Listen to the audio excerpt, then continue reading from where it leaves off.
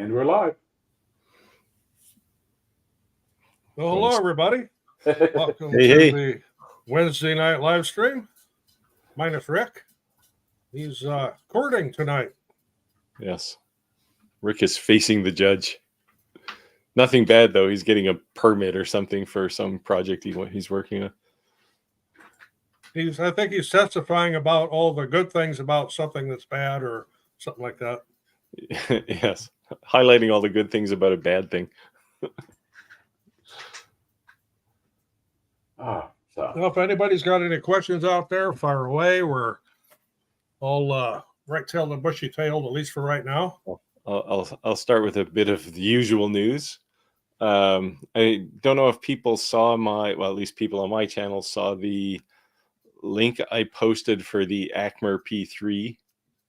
It's out there for pre-orders now. It actually looks like a really nice laser.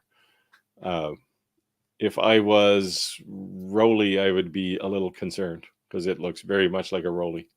But it's got a diode laser and an IR laser built into it, and it's enclosed. So I think it's a pretty interesting thing. I have one coming. I don't know when it's going to arrive, but I'll do a review on it. Somebody was already asking me about it today. So what else? I got the WeCreate conveyor today. I'm still waiting for the 40-watt WeCreate, but that one's also coming. And the F1 Ultra is in progress right now, which is also an interesting laser. Have you heard anything from Longer about the gifting program? No. Now, they sent me a thing this morning. I haven't gone all the way through it.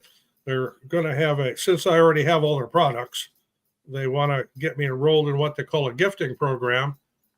But they didn't really say what it was. They're going to give me gifts. We're going to give our viewers gifts. Well, hopefully it's the viewers. That's all. Because it came direct from Longer, I wonder if you had heard anything about it.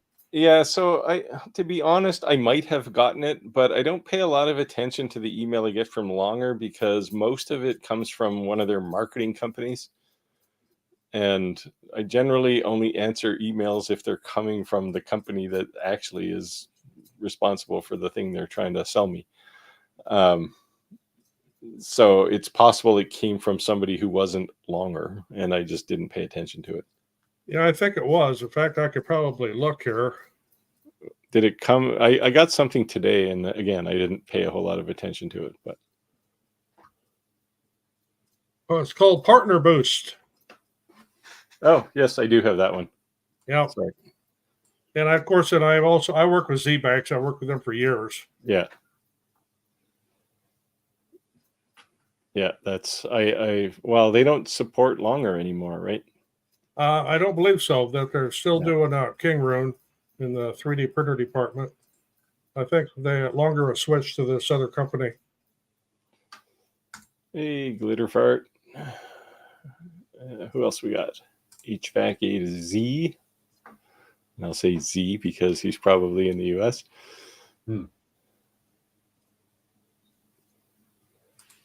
Hey, Stephen. Welcome back. Hey, Steve. Good to see you. And by the way, Steve, got the Ham's beer going on, got the Ham shirt on tonight, going all retro, back 70s. Oops. Yeah. Sorry. Okay, you click. I'm not clicking anymore. Okay. I got to show the back of the shirt then, I guess. See if I can get this on the camera. I don't know if that's showing up. Yeah. So that's some of the things I make just for my own use, but we do a lot of T-shirts, and then people always want to buy these. I say, I can't sell these to you. You know, it's a copyrighted image, and I don't have the license to sell this, but I like these old retro things. You can't like sell them out of the back of a pickup truck or something? Well, I suppose I could get away with it for a while, but if it was a close friend or something like that, yeah, I could probably get away with it. But to just put it out there on the website or something, I wouldn't do that. No, I'm a little neurotic. Oh, my wife is she used to do a lot of intellectual property stuff, and basically terrified me. So I have an aversion to using copywritten stuff as a general rule. I certainly would never sell anything that has a copyright on it. There you go. He likes the retro beer. Yep. Hey, Steve, I've even got the, see if I can get the can out here. I've even, right now they've got the retro cans. 1960 style. Yep, 70s. 60s, 70s style. So, yep. And since this is a beer I started on way back in the 70s. Interesting story. When I probably shouldn't reveal this, but I will anyway. Some of the viewers might get a kick out of this. When I was 16, I liked beer. Of course, drinking age in Illinois was 19 at the time. But if you went into this one certain bar and you went up to the bar and you gave them an empty can, they'd refill it without asking for an ID. So what we would do was go around behind in the trash pile and grab some cans and get in the front door when they were real busy on Friday and Saturday night and just walk up to the bar and say, hey, I want another one of these. Hey, we got the Viking woodworker. Viking has arrived. What's up? All right. How are y'all? Good, you? Wonderful. Thanks, Stephen. Are you done putting up fences now for a while? Fences? Well, you said you were doing a fence there a few weeks ago. Oh, yeah, we finished that, I think, the next day. I'm building houses now. Well, we don't have enough houses on the planet, apparently, so that's a good thing. Oh, yeah. I'm trying to figure out how to share this. That's actually what I was working on this past week was fencing. And running one of them gas-powered post hole augers that two people are supposed to run, and then you do it by yourself. and when you're 67 years old, that really sucks. Oh, yeah. Hey, Jeremy. I've been working on I'm doing some modifications to my CNC because I want to put my rotary in. I want it to be able to lower it into the table and then raise it up when I need it. Oh, well, Daniel there. He vanished. And so I'm making the mechanism for that, and I'm trying to do the Star Trek-y thing and make it all power so I can do the nice smooth rise out of the table. I'll shoot a short or something when I get it finally working.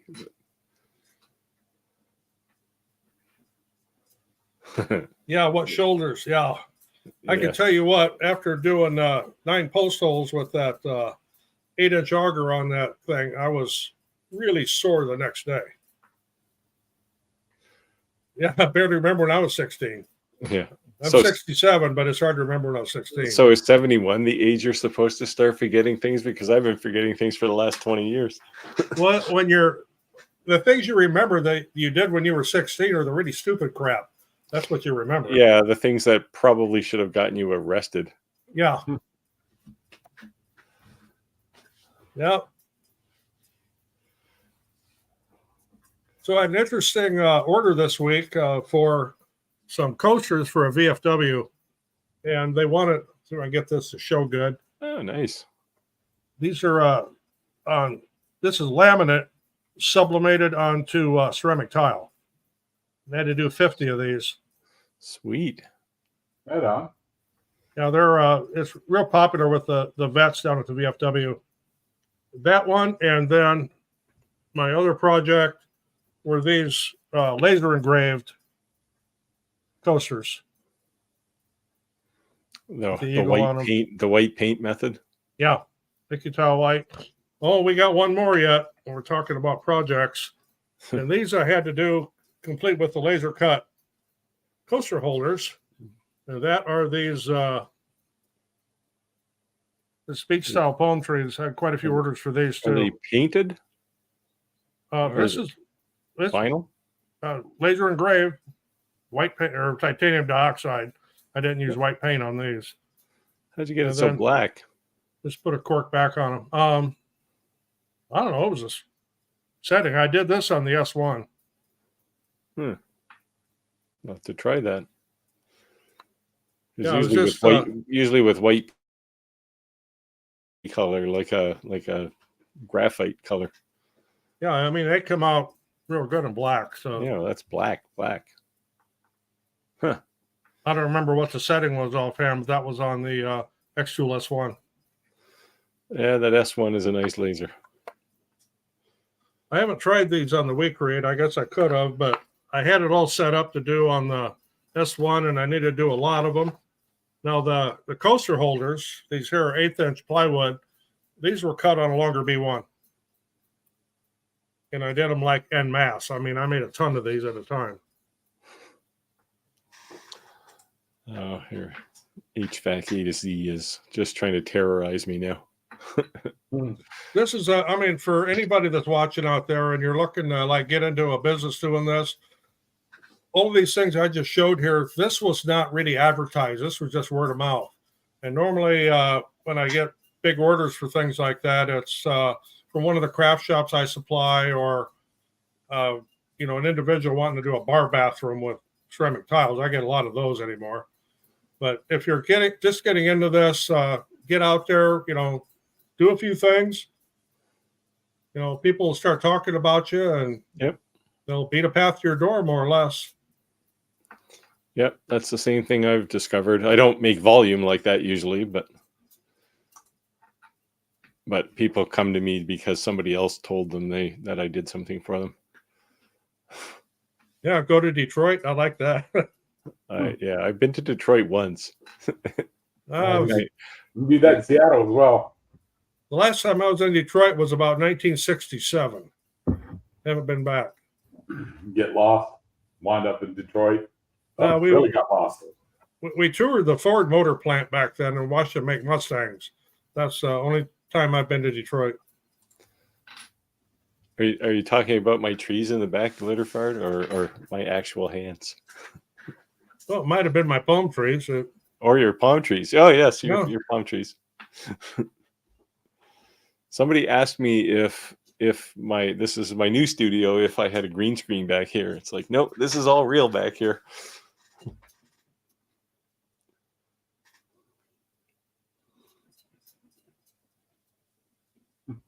Yeah, Daniel's trying to work on getting his live stream going. He's trying to get back. Oh, is he? Oh, he's telling his people about this live stream, I assume. Yeah. He did some nice work on some honeycomb earrings for his daughter. Oh yeah. Oh yeah, you're big on the honeycombs. Yeah, I do the meat thing, but yeah, he's got he was working with his laser. Got a couple little projects off of it. So talk about these palm trees a little bit. This is a combination of graphics from different things. A part of it's AI. The little beach chair and the umbrella is AI, and I had fun with that. But the palm trees are the left and right are actually the same graphic. It's just one of them is flipped. So you have the same graphic on each side, just one of them flipped over the other direction. What did you use for your AI generation? Just like some little online Mid-Journey or something. Yeah, I didn't even really pay any attention. I said I want a beach chair with an umbrella, and this thing popped up. Oh, that's perfect.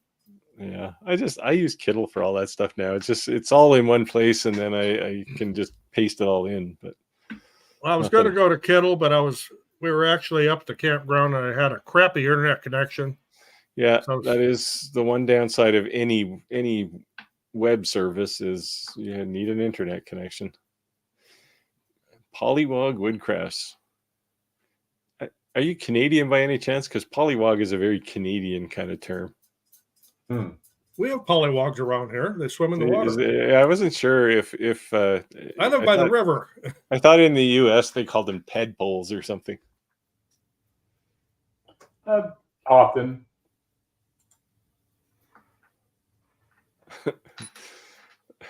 Yeah, the catch and release. That's I'll tell you what. If you're in Mexico, they don't have a catch and release. Don't screw up in Mexico. One of many reasons not to go to Mexico, and all apologies to anybody who's from Mexico on the call. Okay, there's no water in Mexico City anymore. the what I used on these last batch of tiles was titanium dioxide and water, and put it on with an airless sprayer. Let it dry and did the engraving, and then just washed it off. Otherwise, I use Rust-Oleum matte white, but then I need to wash it off with acetone. So you used water instead of alcohol? Yeah, the water it mixed fine.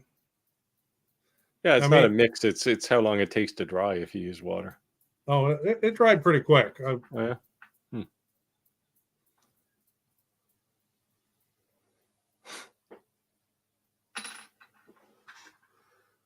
Jeez, everybody's talkative tonight. This is a good thing. Yeah, Roger's background he's actually got a green screen. Yeah. Now, I actually do have a green screen, but I figured out it was too much a pain in the ass to use. But all the 3D printers are quiet tonight. No background noise, although that side, other side, that side over there. That project just finished a little while ago. Oh, Daniel's back. He's back, but he looks surprisingly unhappy.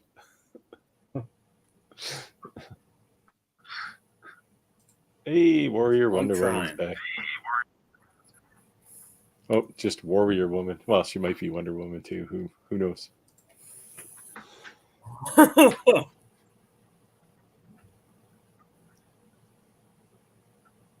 South Adirondacks. Okay, well, close enough. That's Pollywog territory too, I'm sure. The Adirondacks, isn't that where them chairs come from? Yeah, well, actually, those are actually designed not too far from me, the original one. That business was actually for sale this year. The home of the original Adirondack chair. And, it actually doesn't come from the Adirondacks. The opinion my wife and I have of every Adirondack chair we've tried, they're not comfortable. The only ones I've seen that are comfortable, at least here, are sold by Costco. Yeah, the cops in Mexico, the best thing to do when they want to see your license is have a $50 bill kind of folded up underneath the license. You didn't hear it from me. I never carry cash anymore. Damn it, man. What the hell? Well, when you're in a foreign country, it always helps to have a little bit of folding money with you. Yes. Even if it's a couple hundred pesos, just kind of have it folded up under your license and you'll be good to go.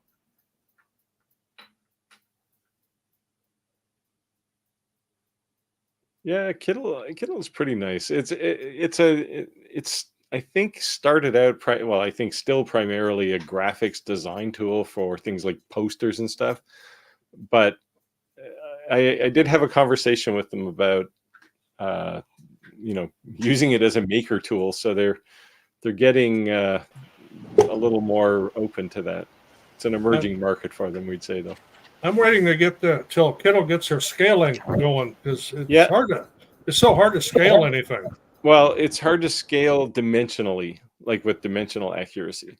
You can scale easy enough, grab a corner of something and scale it. But yeah, if I want to have something, 20 millimeter by 20 millimeter, it's kind of tough. So that's coming. Can y'all hear me? We're getting an echo off you. Yeah, we're getting an echo off you, though. A bad one? Yeah, it's like you're in the Grand Canyon. Let me see. I muted you. Yeah, it went away. Is it still echoing? I don't know. How's that? It seems to be okay. Seems to be okay now. Cool. Sorry about the confusion. Warrior Woman is welcoming you. Hey, Catherine, how are you? And here you go. The world is a better place. I assume that's because Viking showed up. But no, it's because his name's Glitterfart. Anybody with the name Glitterfart makes the world a better place. There you go. I don't think it matters, actually, whether you use a laptop or a desktop. There's so little CPU required to run a job on a laser. Because most of the time, it just generates the G code and fires it over to the laser. So it's really laser. A $200 laptop. Yeah, that's all you need. A lot of guys, and I get the question all the time, how powerful a laptop do I need? Or I need a gaming laptop? Or if you're just going to run your laser, your 3D printer, You don't need any of that. Find something cheap on eBay or at a pawn shop. Yeah, you Yeah, need something you're good to that go. can push pixels to the screen and has a USB port on it. You know, unless you're doing video editing or something like that, you don't need a real high-powered CPU. There, see, Daniel has to turn down the volume. It's just his natural voice. He's got a booming voice like the Vikings. The man has presence. Hey. Another vote for your shirt, Roger. Yep. Ham's beer. Love the Ham's beer. Yeah, I did the video on Matt Board. It went live at midnight last night. And I have done chipboard before. It works just fine. Yeah, chipboard works. I mean, and for all that matter, whatever your latest Amazon purchase came in, cut something out of the box. I mean, it's good practice. Yeah, the cardboard boxes are great because they're free, and you're usually trying to make them into smaller pieces to get rid of them anyway. So, Viking Wind. I like that name. ooh. You're shellacking your flag? Isn't there some law against that? Not yet.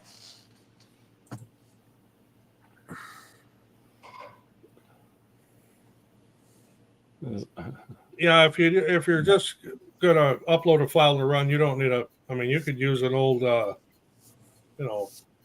you could use a laptop 20 years old, and as long as Yeah. it's still running Windows or if you're on the PC platform, it'll work just fine. Yeah, even if you're creating your design in Lightburn, it still doesn't use much horsepower. So any basic laptop or desktop will work. Am I We were talking buffering? about this last week that you generate the file and then just push the file over, and then the machine does it all locally. So it's not like the laptop is driving the printer. Yeah, it's really just a download pipe. Yeah, I'm looking at this comment here. If you're crossing the border down there, especially like in Laredo or down by Tijuana, you can get some interesting officials down there.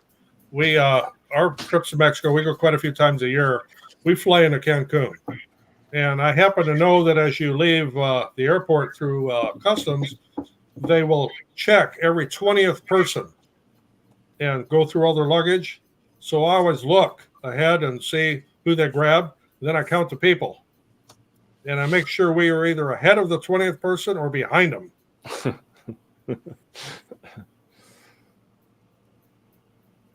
Because when they tear through all your luggage, they don't pack it back up.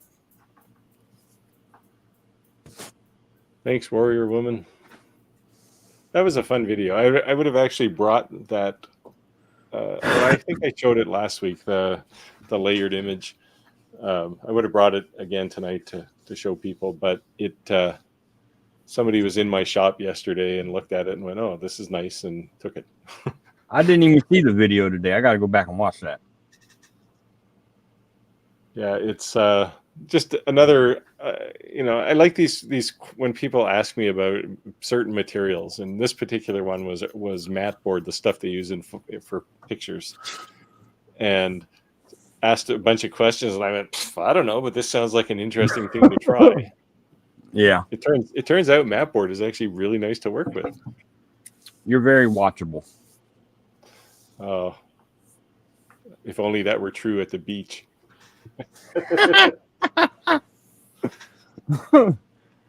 You're a little pale for the beach.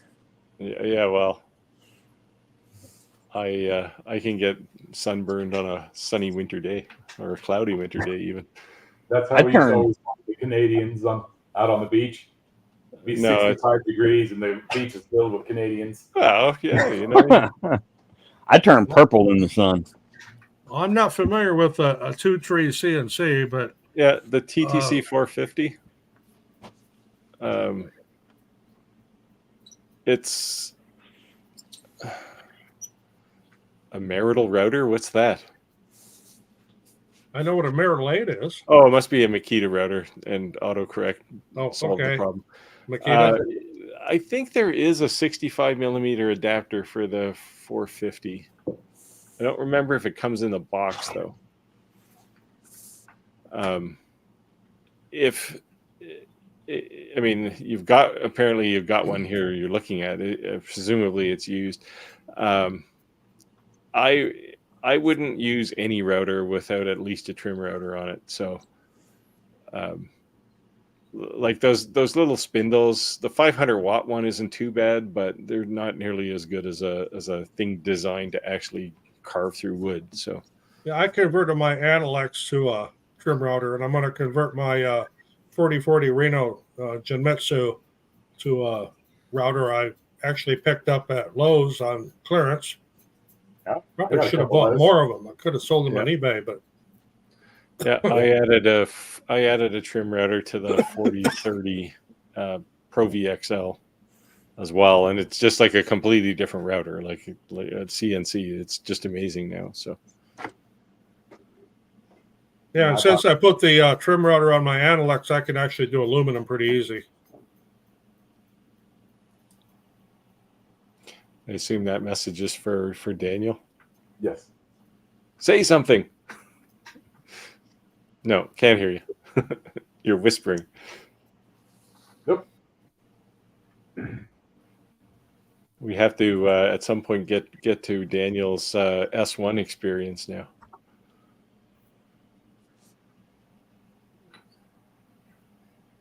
Yeah, that's Daniel's internet connection. How's that?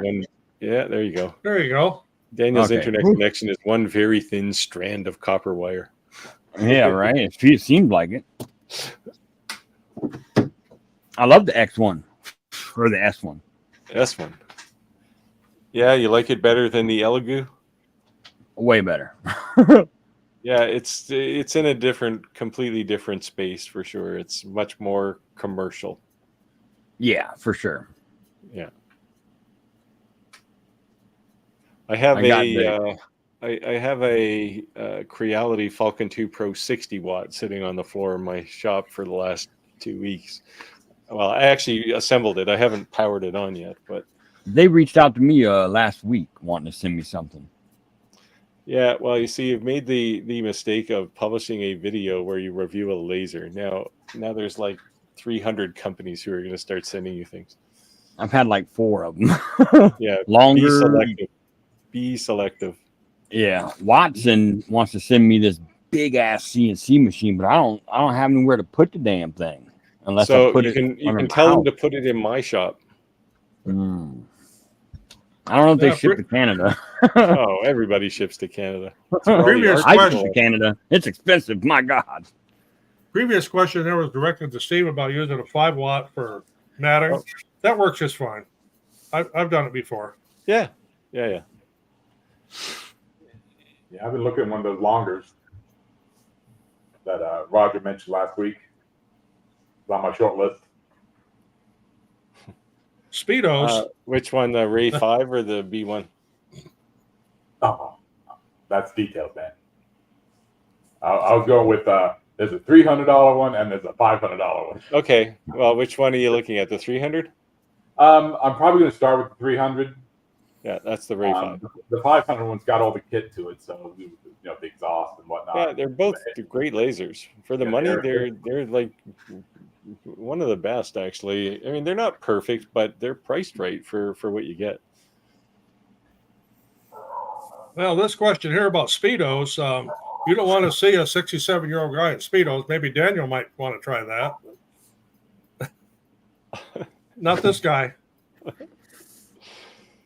You just have to go to the right beach, because if you go to the right beach, there's like everybody who's 67-year-old German guys will be wearing Speedos. I mean, I've been to Orient Beach and St. Martin, the nude beach, and I know about all that, but still, that's not. I don't think the wife would approve if I started running around in Speedos. Of course, around here, we don't call them Speedos, we call them a banana hammock. Yes.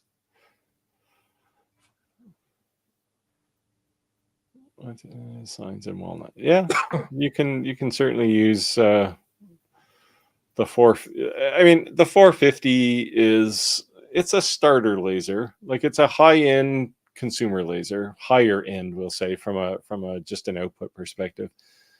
You put a Makita router on it, it'll get a lot better. Although the one caution there is Makita router is quite a bit heavier, so you got to make sure you're not going to get any weird vibration. But once you get it on put together, you could certainly do walnut signs. I guess it kind of depends on what kind of extrusion they use on the x-axis.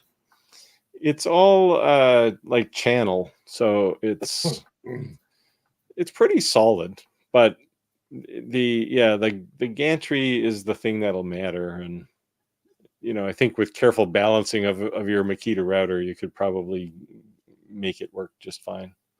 I mean, it's probably going to be okay anyway, but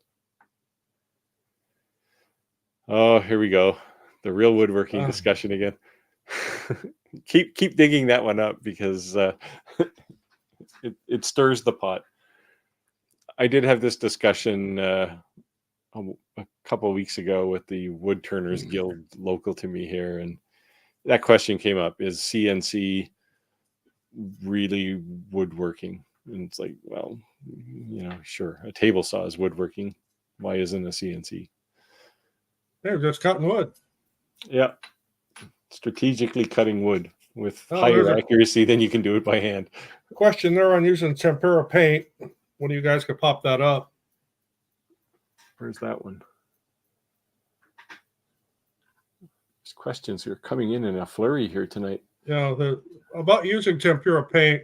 Yes, I use it on glass, and when I put it on, I use an airbrush. If you try to put it on with a foam brush, it's going to take multiple coats. You're going to have a hell of a time with it.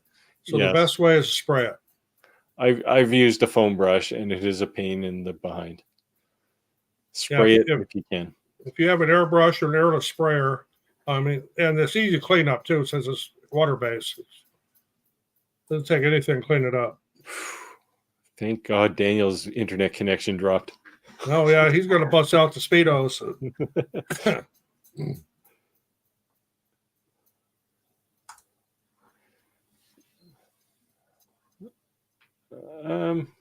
Smooth surface? Well, sure. Make sure it's smooth.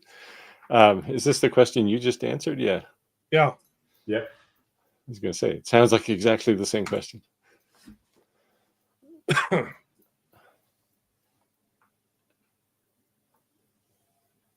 Yeah.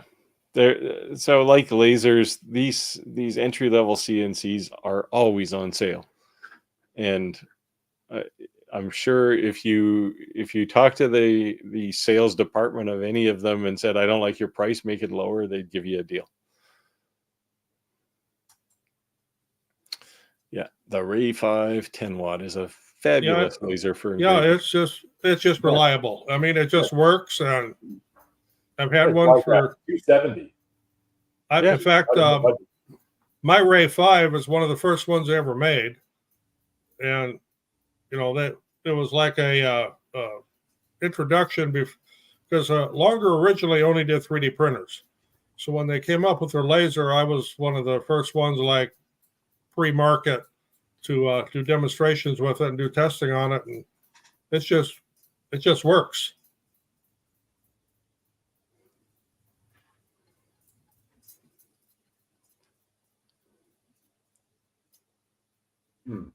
There we go. Yeah, there you go. New beaver. Yeah, that's the true woodworker. The Roy Underhill of CNCs.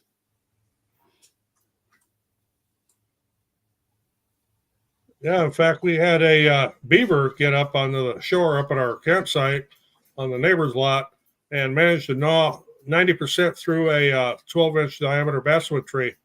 We finally had to cut it down to keep it from falling on one of our campers. You didn't want to wait and have a start a pool on whose camper was going to get hit? No, it was so close to going on one of ours that we had enough disasters up there this past week. I could see if I can flip over and show you another one here. How do I do this with right there? So that's our pontoon boat, and that's our dock. And as you see on the end, it's all tore up. Well, we added some new sections to it, And of the dock brackets we bought, which were real high end, made by Tommy Docks, and I'm going to name their name because I'm really pissed off at them. 3 out of 4 of those welds failed on the brackets. And the wind, which wasn't really all that strong, just destroyed the end of our dock. So that was my my project for Sunday and Monday, was trying to get that resolved. There you go, Conrad. There's the ultimate endorsement. Big mix. Big mix likes the Ray 5 too. I still have mine too. Like I've had it for 3-4 years. And my Ray 5 I've modified to the 850 millimeter square work area, which takes a huge amount of room, but it's great for the big aluminum signs I do. Because I keep telling myself I'm going to use it in place of a scroll saw to like frets and wood engraving and that sort of thing on some other projects. Well, I found out I use my lasers a lot more than I use my scroll saw, but when I get into things that are 3/4 of an inch and thicker, I'm still back to the scroll saw. Yeah. This is going to be, I was going to do like overlays, you know, like some box projects or, you know, some detail work around the edges of things.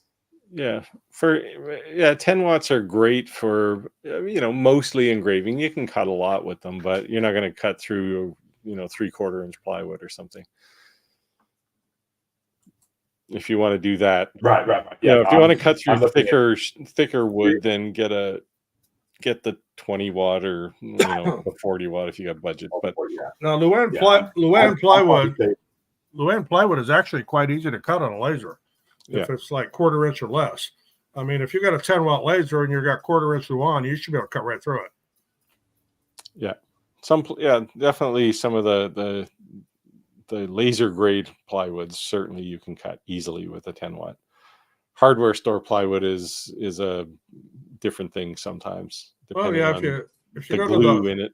If you go to the home store and you get like a Luann underlayment, 1/4 inch underlayment, which I use a lot of for especially around Halloween for Halloween signs, I cut that on my X-Tool D1.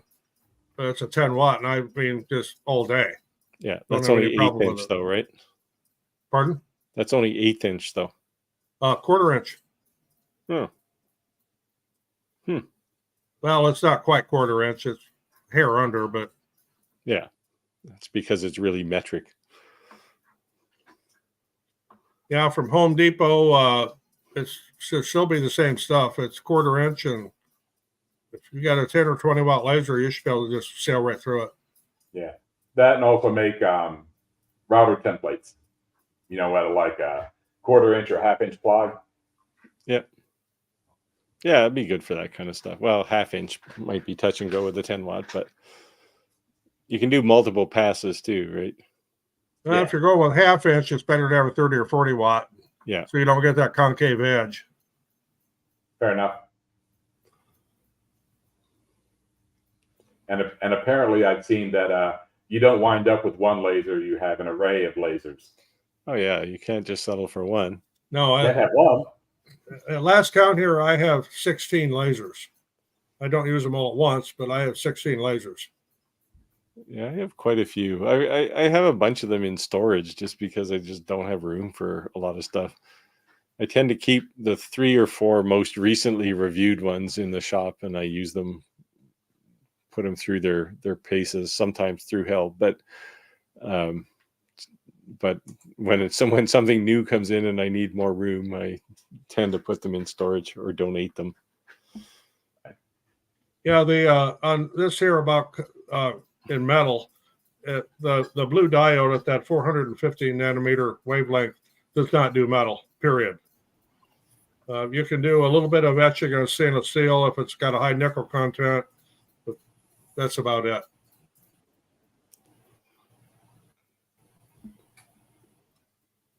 Yeah, well, so I don't understand this statement, Glitterfart. You won't get 1200 watts out of a diode laser. You might use 1200 watts on the input side, but yeah, on the output side, you're 60 max. Yeah, but these 8 laser heads they range from 48 to 60 or 70 watts now. While the 70 watt ones, I think, have 10 lasers in them, 10 diode lasers. They just get so big, though. That's the problem. They're running into problems of physics now.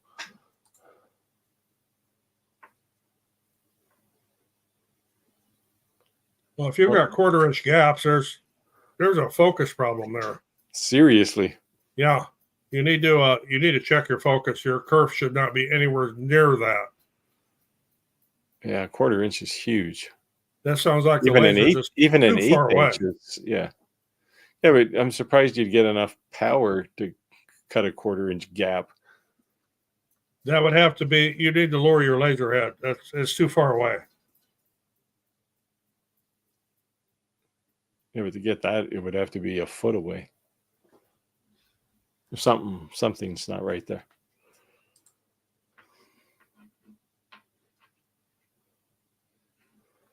Here we go. Yeah, the next wave is, I can't believe they're still trying to make more powerful diode lasers.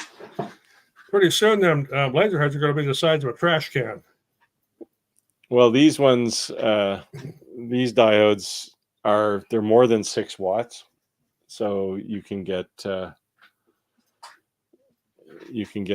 basically more power in the same space. But yeah, I had this 60 watt Creality Falcon 2. The laser head is it's like carrying a football. Like, it's big. And you run into a heat problem. I mean, the heat dissipation on something like that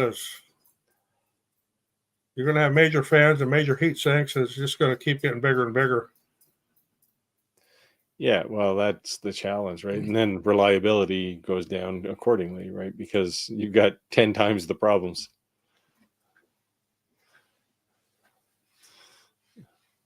Yeah, send Steve up to Canada. Well, he's welcome anytime. We'll give you some good beer. Snap. Is that some Molson? No, there's a lot of beers here that are like 9-10%. You don't drink too many of them.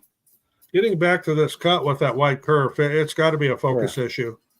Absolutely has to be a focus. Or a really messed up lens. Yeah. But if you change the lens, that's not the problem. Yeah, you'd have to send us some photos or something of what it looks like. And I can let me grab one of my poster holders here. This is done on 1/8 inch plywood. It's done on a 10 watt laser, and it's done in one pass. Mm-hmm. And this has Luan. I mean, it's from Home Depot. It's Luan plywood. It's just, craft plywood. It's cheap stuff. And one pass, 10 watt laser, and, small curve. And I don't have gaps on my boxes anywhere. Everything works just fine. So it's got to be a focus issue. Yeah, well, 10 watt laser beam size is probably like 0.08 or something. 0.08 by 0.1 probably for a 10 watt. Yeah, projector diodes, they'll crank up some heat. Yes. Big time.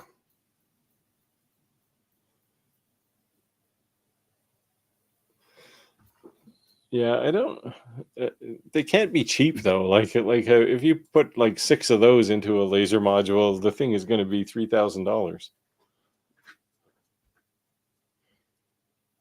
Yeah, that's right. The lasers, LEDs, and I shouldn't say laser. The LEDs and the LED projectors they're high power, and they create a tremendous amount of heat. We've used them up at the camp to do movies at night on bed sheets, but it works.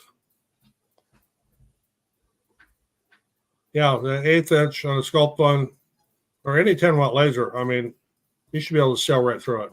Yeah, even a 5 watt laser will cut through 1/8 inch. Yeah.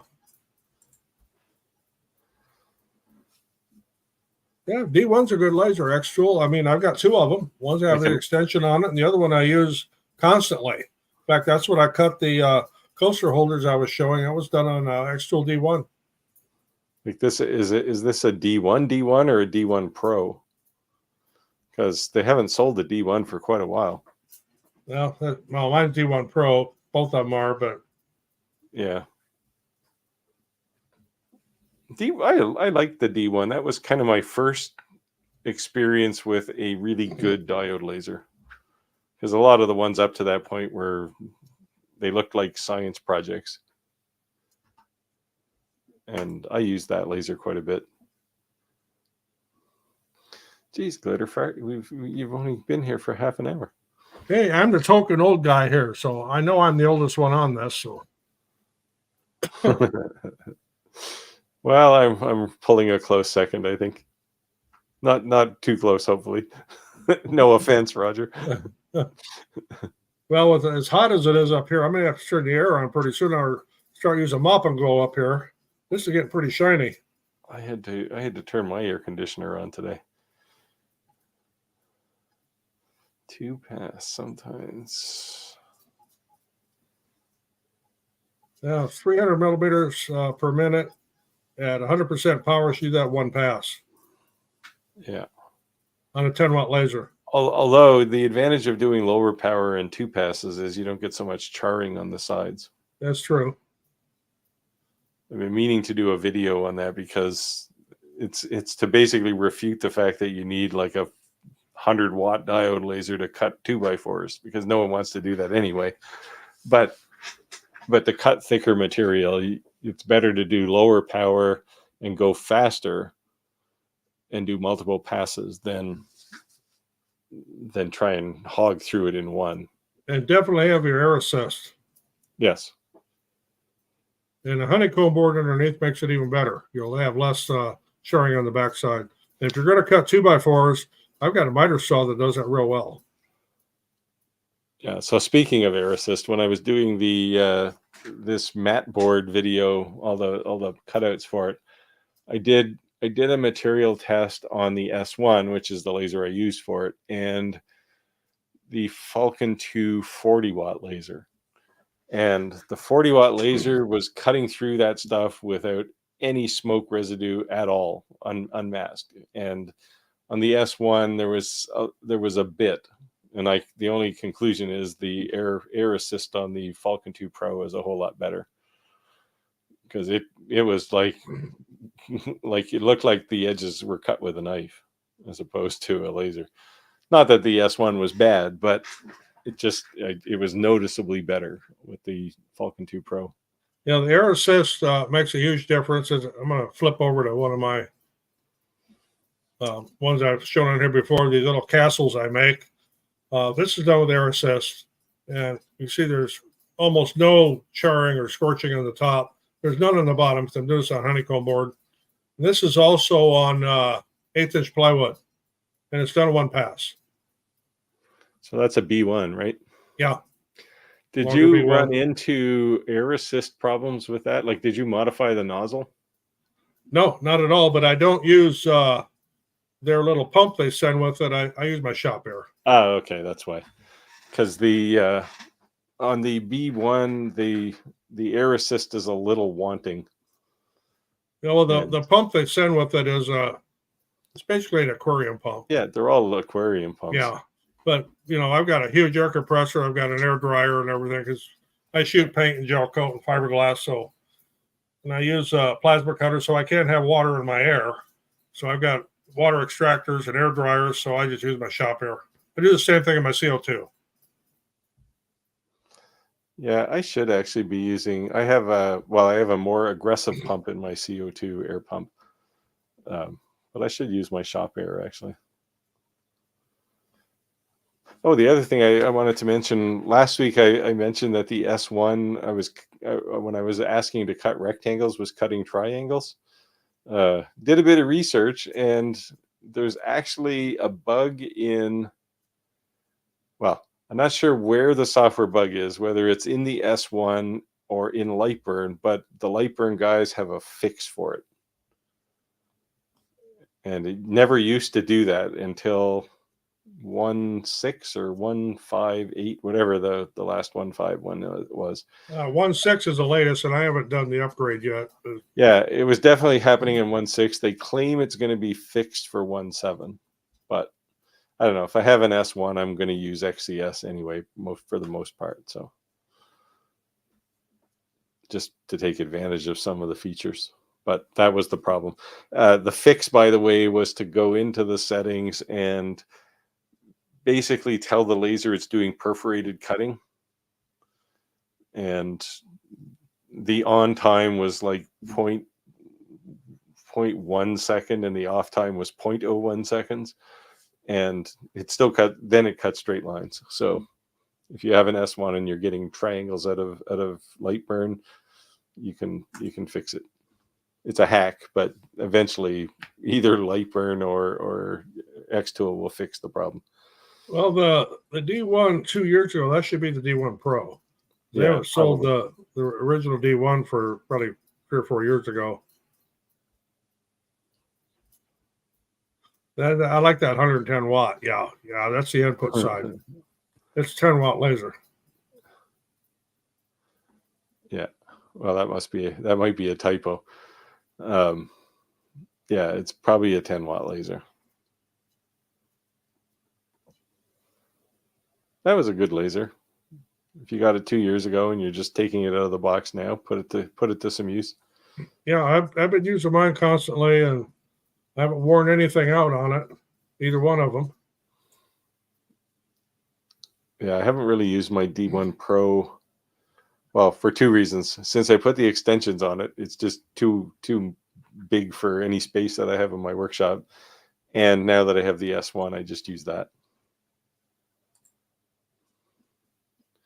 Yeah, V, do another test, and if you still run into weird problems, send a photo. My email address is in the description of any video that I do, or send it to Roger. Yeah, you can send it to either of us. To me, it sounds like it's a focus issue, or there's something literally wrong with the head. Yeah, but it'd be interesting to see. The D1 and the D1 Pro, mostly marketing. That and limit switches. Yes, you get limit switches with the D1 Pro, and the D1, I don't think they made did they make a 20-watt D1 or no? The 10-watt D1. Yeah. You get into the D1 Pro, it goes up to 20. Yeah, well, now 40. Well, they had 40 for a while because my D1 Pro is a 40-watt. It was one of the early 40-watt lasers. Wonder what happened to Daniel. We must have lost him there. Yeah. He dropped it. He couldn't cope. Yeah, if you have limit switches, you have the Pro. Yeah, if it's red, you have the Pro. If it's the slate gray color, it could be a Pro or a regular D1. Both of mine are the slate gray color, but they're early models. But they both have the limits, and they're both Pros.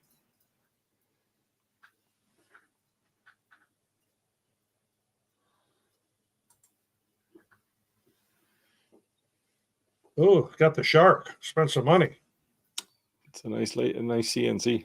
Yeah.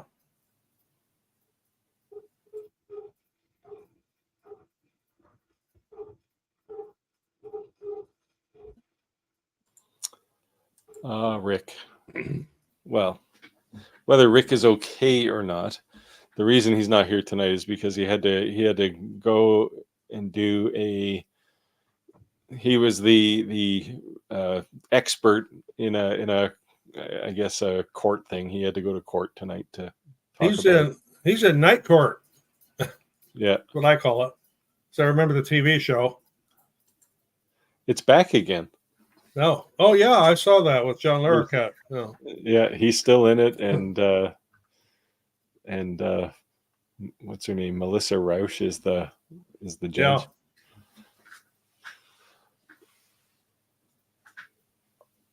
$2010. Wow. Yeah, that's getting back there. That's vintage.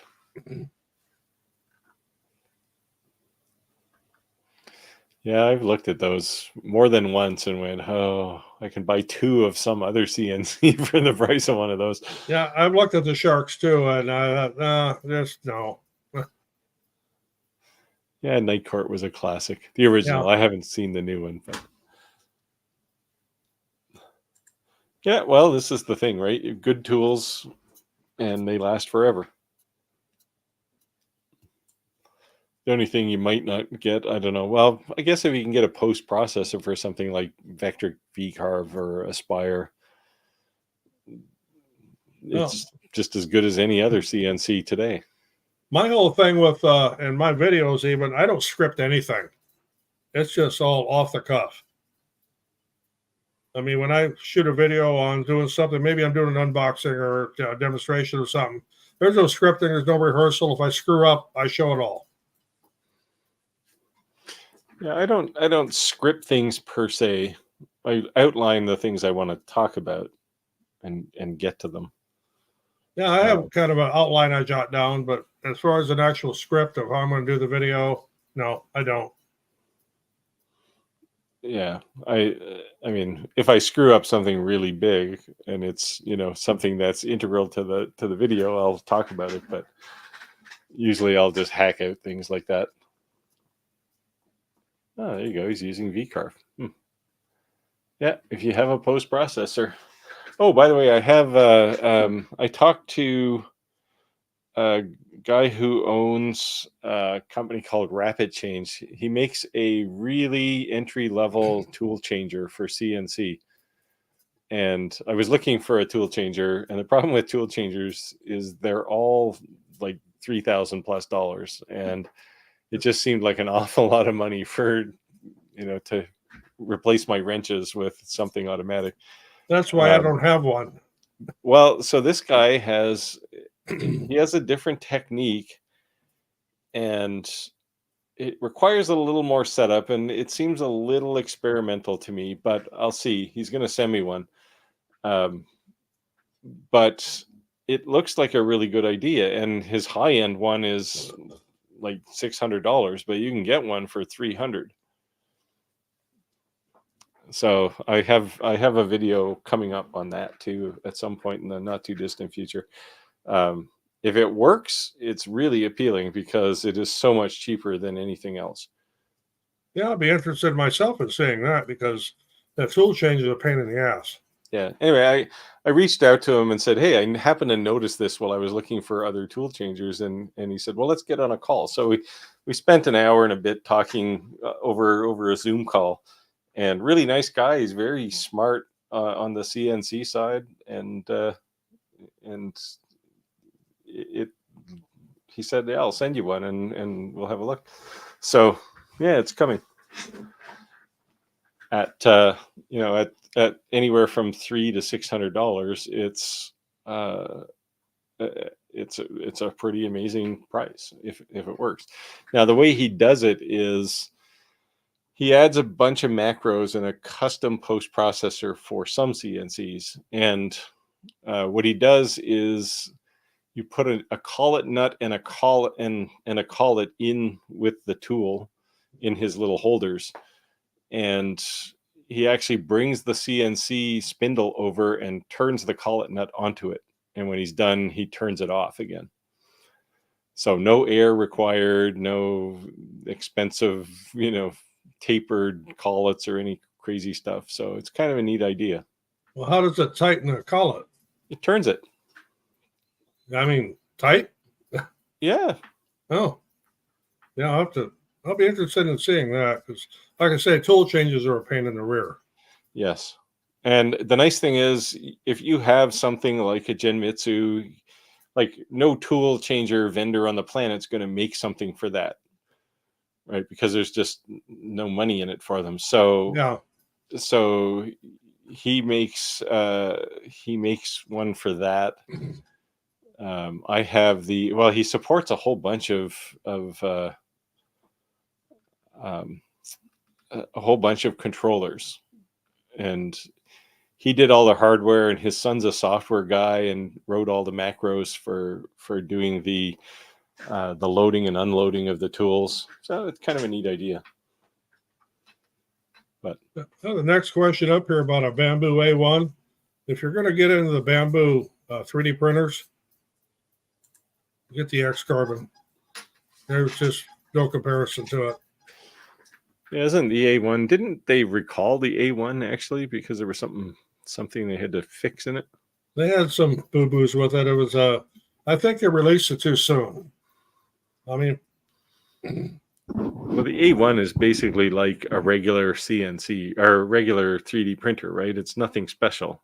well, if you can get the AMS to put on it, Yeah, there's a few other different things you can do. But as far as if you're going to get into a bamboo high-end printer, get the X Carbon. There is just, and I'm not sponsored by them at all, but I've got one and I absolutely love it. And it's going to be replacing some of these Creality printers behind me here in the near future. The only downside of the bamboo printers is they're damn loud, but they're also very, very fast.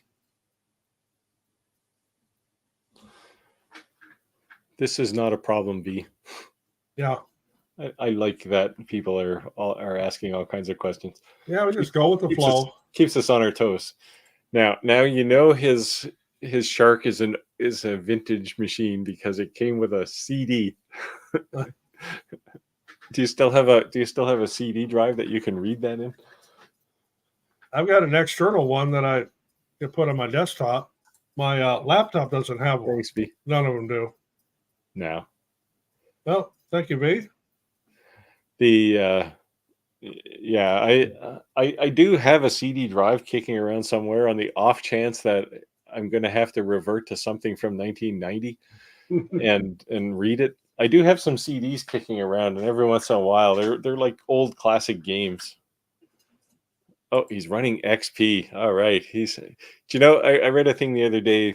They said basically if you have an XP machine running with any kind of an internet connection, it will be an hour before it's owned by somebody.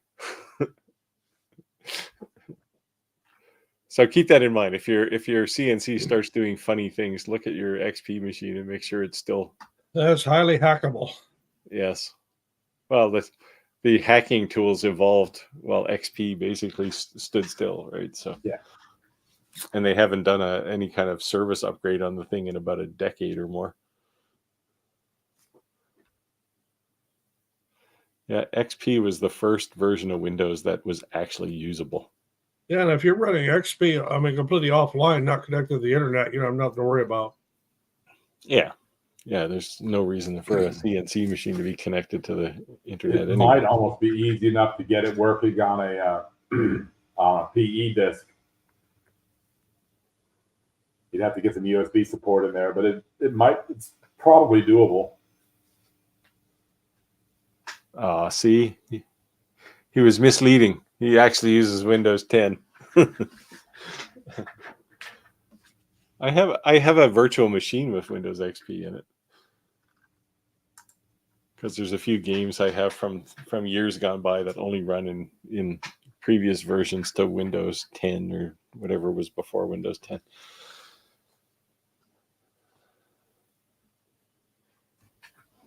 Well, getting into, connecting things to the internet and all that, and everybody's, worried about things. My X1 Carbon from Bamboo is the only 3D printer that I actually run in the cloud. It's all the other ones I do direct with micro SD cards. The Bamboo, I mean, I can be like up the campground or something and look on my phone and see how the printer's doing. It's a good deal. It's got a camera in it. And people are all worried about, security and, somebody from China is going to watch you walking around your living room naked or something. And well, good for them. Put some clothes on. Yeah. I'll be right back. Coin engraving. Yeah, a 20 watt fiber laser is pushing it for deep engraving of coins. Now, interestingly, the F1 Ultra, they show deep engraving with that, and it's only a 20 watt fiber. So The very first question I had for Xtool when they said they were going to send me one was, "Can you send me the file you used to make that deep engraving?" And we'll see, because I'm a little suspicious that it's not as deep as they say it is. Yeah, to do deep engraving on metal like a coin, you really need at least 50 watts. 60 watts is better. 60 watts or more. I don't have a fiber, so I can't offer any insight into it. Been offered, but just literally do not have the time right now. But fiber lasers are fast, so it doesn't take much time. Now it's me having the time to do anything with it. Oh, inverted, you mean inverted As a left to mirror right, image? or inverted like things that it should stick out or actually dug in?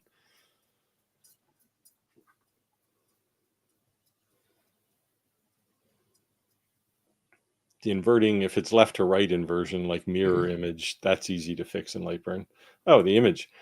So at the top of Lightburn, you'll see two buttons that look like two triangles sticking side by side. Click that and it'll invert it'll mirror image. You'll either flip it left or right, or there's another one you can flip it up and down. I have that problem when if I create a file, and let's say I'm using a longer B1 and I create something in Lightburn, then I go to pull it into to use my X tool, because the homing position's in a different place. The image is inverted and mirrored, and I have to flip it. Yeah, there's two buttons up in the toolbar in Lightburn that'll flip it. Yeah, 30 watts is the bare minimum, I'd say. You're going to end up doing a lot of passes, but you can do it. Like with a 20 watt, you'll get down maybe, well, it'll be less than a millimeter. It's probably going to be like half a millimeter is the deepest you're going to go. But with a 60 watt, depending on the coin, you can cut through it. But 30's not a bad place to start. If you find one cheap, 30's better than 20 for sure. Oh, okay. So yeah, you want to invert the color. Yeah, so you want to do a negative image of in Lightburn, and then engrave the negative image. And again, I think if you click on the image on your Lightburn canvas and like right click on it, you can go to image settings and you can invert it, or you can do it from the tool. I was going to say tool path, from the engrave path setting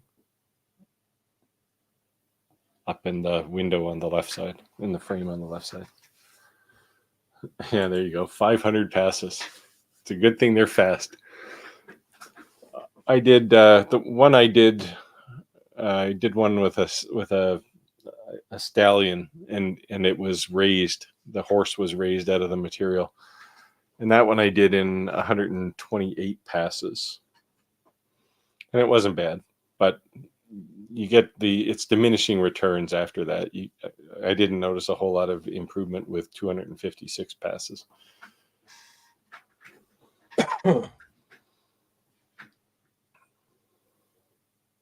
Yeah, any more questions out there? Far away. Still wondering what happened to Daniel. I guess he got lost in the internet void or something there. Are there storms rolling through the eastern seaboard today? Now, we had some doozies here in the Midwest last night. There was one town, Greenfield, Iowa, literally got just wiped out. There's just nothing left of it. It was on the national news tonight. Yeah, I saw some news footage of what's going on there, and it's like, holy cow. It's just insane. Hopefully anybody who's from, we do have some people from Iowa who join the call regularly, so hopefully they're okay. Well, we're not all that far from it. We had all kinds of warnings and everything going on last night, but we had a couple power outages, but otherwise nothing. No high winds, no lightning, we didn't even get any rain out of it. We could have used it, but Fortunately, we missed all the nasty stuff. Yeah. The only nasty weather I get where I live is hurricanes. But they're a sight to behold in themselves. I feel sorry for Conrad and anyone else who lives in Florida or along the East Coast further south, because it's just not a fun time. Now we get tornadoes and derechos. And a derecho is what they call a land-based hurricane. We've had a couple of those here that have done some significant damage to things the last 20 years.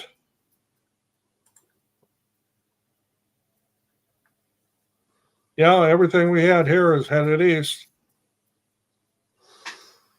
Yeah, so I live, I don't know, probably 200 miles north of Washington, D.C., 250 maybe. And we're not getting any of this. I guess it's headed out to the Atlantic before it gets to my house. That's probably a good thing. I'm not upset. Yeah.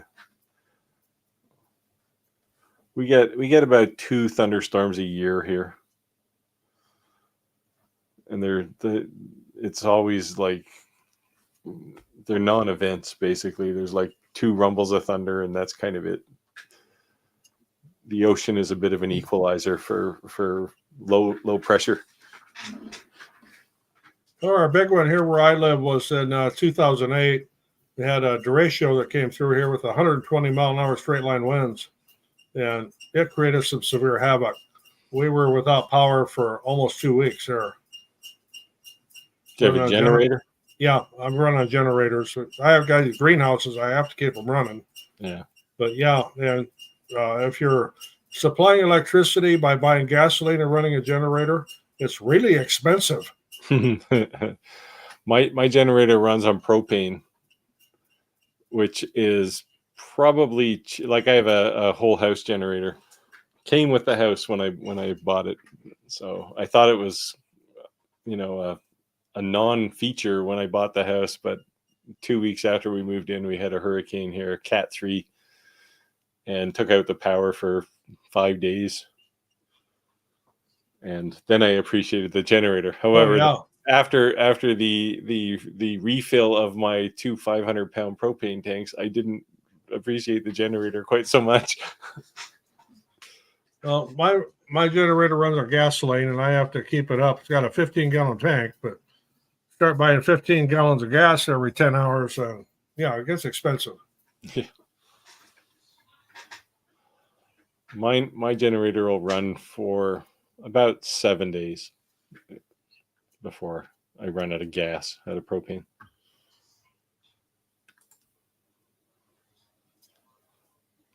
Yeah. Considering I'm an electrician, I should have one of those. I just never did it. You probably know how to hook it up. Yeah, I know exactly how to hook it up. At least the electrical side, maybe not. Maybe not the natural gas. I can even do the plumbing side. I know how to do all that. Just have never done it. Yeah, there's no natural gas where I live because you can only dig down about 3 inches before you hit bedrock. So everything here is propane. All right, where's the laser questions, guys? Oh, here we go. V to the rescue. Yeah, I like the look of this P3. I think it's the fact that I love the fact that lasers are now enclosed is a thing, right? And this one, it looks a lot like a Rolly. So I'm pretty sure that's the market they're tackling.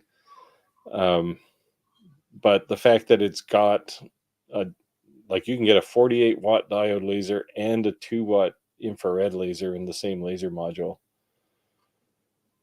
And yeah, if you're at craft fairs, as long as you got a fume extractor, it would be perfect for doing custom engraving while you wait.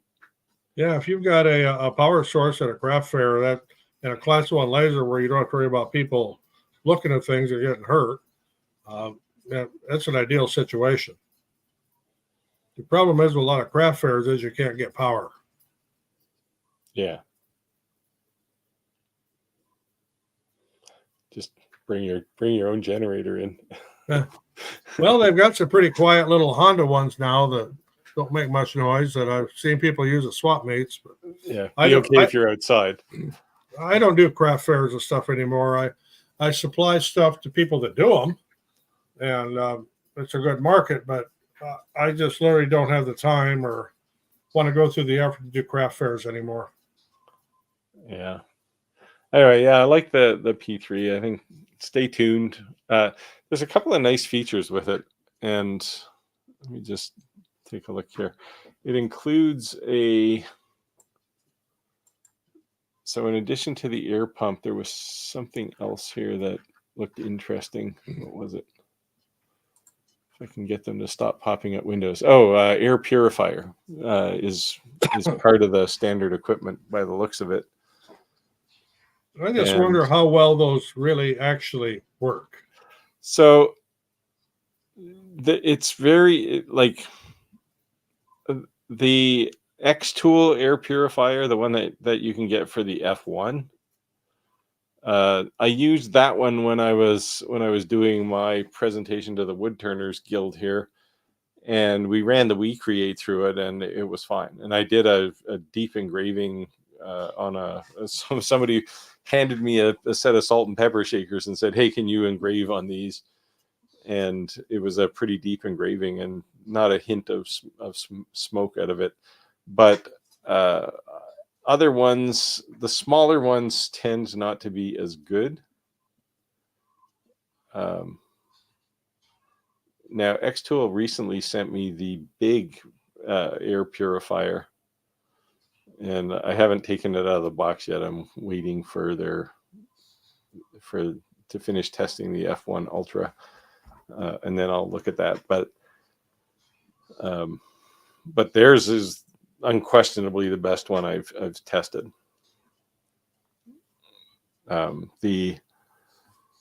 What else? The WeCreate one was so. Now apparently, with the WeCreate one, what they tell you to do is take the dense filter that they have on the top, the cotton filter, and tear it in half, like make it half as thick, and then the filter works better. It's like, this sounds dubious to me, but I guess they made it's too dense or something. So that one apparently works if you do that. But yeah, I've tested some of them, like the what are they called? ComGrow? Yes, ComGrow. Theirs is, it's better than nothing, but it's something, right? There's still, you can still smell quite a bit. That's what I was going to say, because when I did the testing on it, I did it on engraving cedar, and you could still smell the smoke. Yeah. I mean, it wasn't like it was going to burn your eyes or anything else, but you could still smell it. Yeah. And another one that they had was with a built-in air purifier was the now the name escapes me. Flying Bear. Oh, that's a Russian one, right? Flying Bear had a laser that came with an air purifier built in, a little tube that hooked onto the head, and did a good job of sucking the smoke away and everything. But you could still smell it. Yeah. I mean, it wasn't. It was a class 4. It was open frame, but no, it wasn't the greatest thing. Yeah, the best, the X-Tool, the small X-Tool one is the best one I've looked at so far. Almost like you basically can't smell anything with that. The only gripe I have about air purifiers is just the cost of running them, right? You can't run very long on a set of filters, and before you have to replace them, and it's quite a bit of money. So yeah, my thing is with any of them is just blow it outside. Yeah, if you can, outside is the best.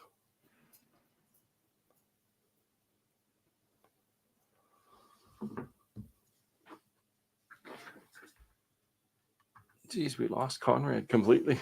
Conrad and Daniel are both AWOL. Well, Conrad's dog was barking there or something. So Oh, it's only for a limited time.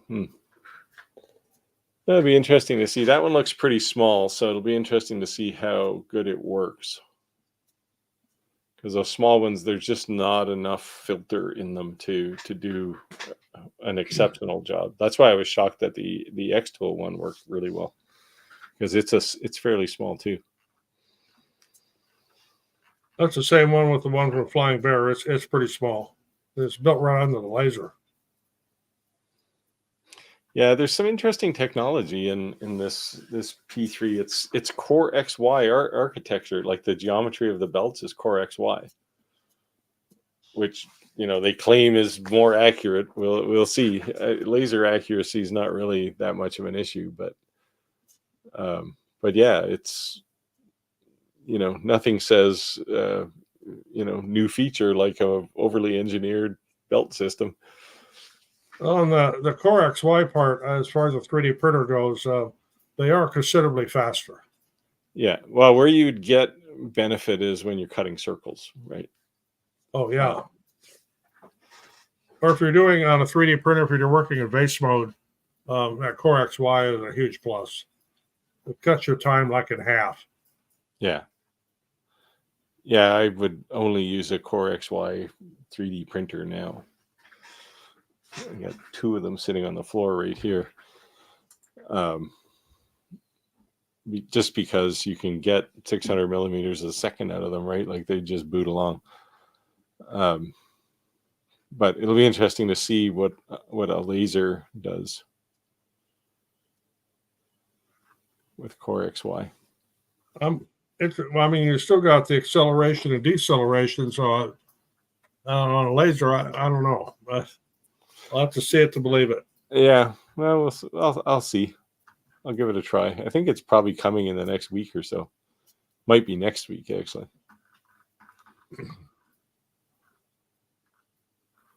We got any more questions out there? Fire away. We're happy to answer them or make something up. But yeah, I have all these laser reviews coming. That's why I wanted to get an actual project video out with the mat board stuff. I have another one ready to go. I just haven't had time to do it. Summer's here now, so half of my life is outside these days. Well, I we're so busy with our greenhouse business that it's hard for me to get anything done. But one of the things I was reviewing was a LED floodlight, outdoor floodlight, one of the dusk to dawn things with a photocell, and I put one up at our campsite. I haven't released a video yet, and I no more than put it up and did the testing, and everybody along the river bank now wants one. Oh, there you go. So sold a couple of them. I actually did a video of putting a second one up right next to ours. So at nighttime when we fire them up, it looks like a baseball stadium. I should say water polo stadium because can't play baseball out in the river, but it's that video is going to come up soon. Another little off the wall thing I've got is attachment for the pressure washer that cleans concrete. So gonna try that thing out. Of course, then I've still got laser stuff to do, but just trying to find time to get all these things done. Plus the orders we're getting for laser grade projects is taxing my time. Yeah, Stephen, I like to see my projects too. I don't get time to do that many of them anymore.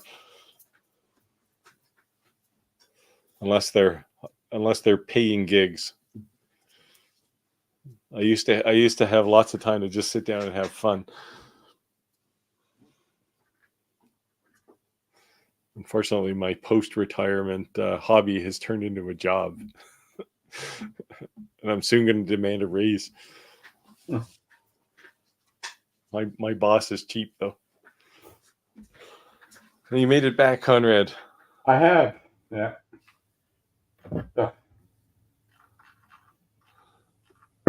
So we were looking at the Acmer P3. If you're looking for a new laser, that's a nice one too. I'll check that one out. One of their features is an aerodynamic design. Oh, so it gets more distance when you're swinging out the window. Yeah, you can put it in the back of a pickup truck, and it'll be able to keep cutting as you're driving down the road. Apparently, it's optimized for smoke extraction. I'm not sure aerodynamic is the right word for that, but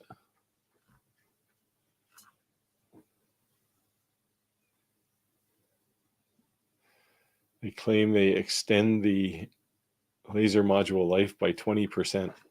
I've never killed a laser module. I don't know. Have you? No, I've never had one fail. I've had them get dirty. I've had them come unplugged.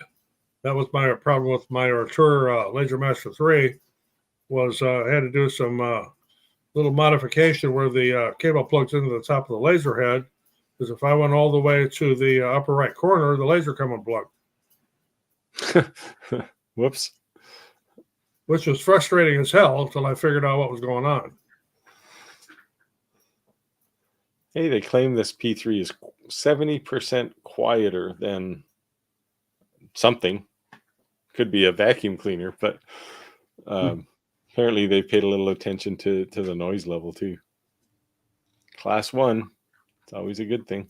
I've never had an issue with my lasers being too loud. I got a few 3D printers that are pretty loud. Oh, I have some loud ones. I guess my B1 with the fan on it is a little loud. Was I testing?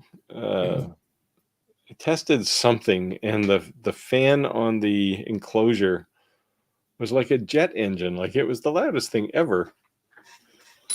Oh, the Great Carbon enclosure's got one of them jet engine fans on it. Yeah, the extended workspace Rolly is, the next step in evolution for them.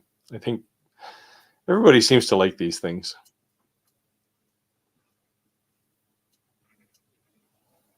So there's something to it.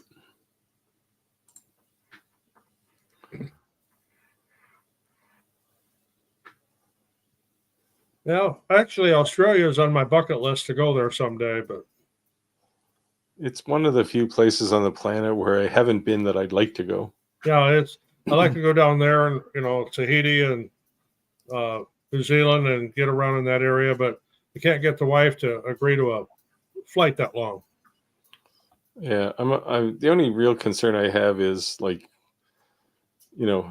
of the world's most toxic snakes live there, and 10 of the world's most toxic spiders. Top 10, 10 of 10.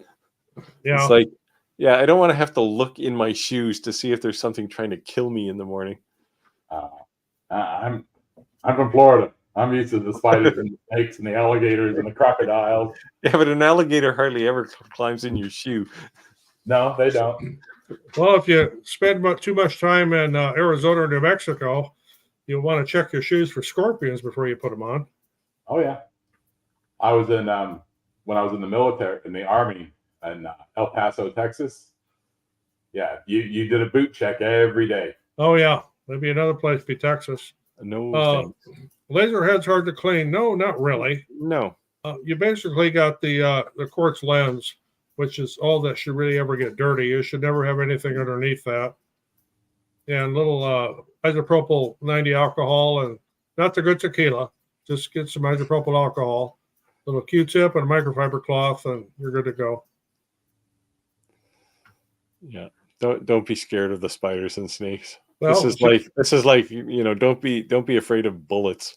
It's like the old Jim Stafford song. I don't like spiders and snakes, but I got what it takes. Yeah, the brown snake is going to kill you, but you don't have to worry about it because you're going to die anyway.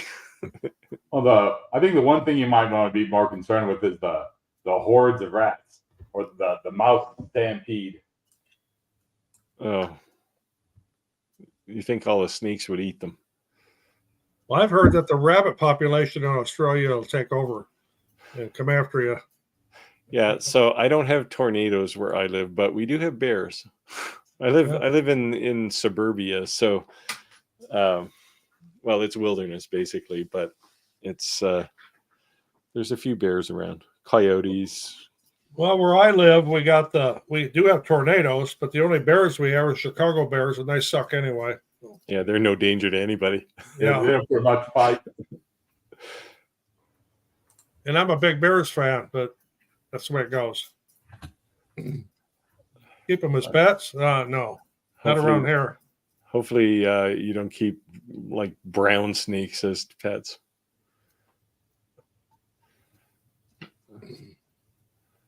Yeah, anybody who's 49 can say they've never been bitten by a spider or a snake because they're still alive. Well, I've been bit by spiders before, and I was bit by a snake, but it was a corn snake, so it wasn't poisonous. Couldn't stand the flies. Most spider bites, even the ones that have any kind of effect, mostly are effectively a bee sting. So there are certainly ones that are bad, and there's those that have an allergic reaction to them. For the most part, it's bee sting. Now, a venomous snake is a whole different animal, but Yeah, I wouldn't want to hit a kangaroo with anything, really. Well, my question here is with the kangaroos, like here, if you hit a deer and you kill it with your car, of course, screw up your car or your truck or whatever, you can take it home and butcher and cook it if you want. Can you do that with a kangaroo in Australia? I don't know if you'd want to have that smoked or grilled or braised or how you'd want to cook it up. Would you want to eat a kangaroo?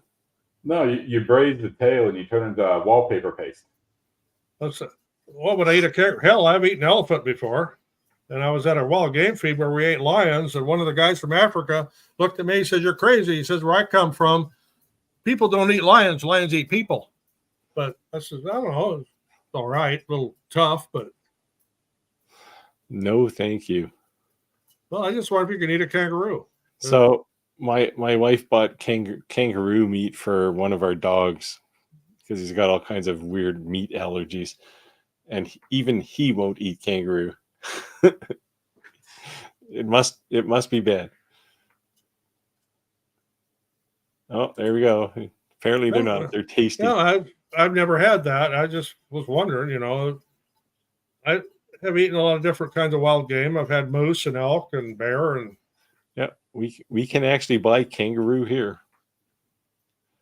oh, Camel too. Like I found that there's a grocery store not far from me that sells kangaroo, camel. It's like I didn't think there was a lot of camels in Canada.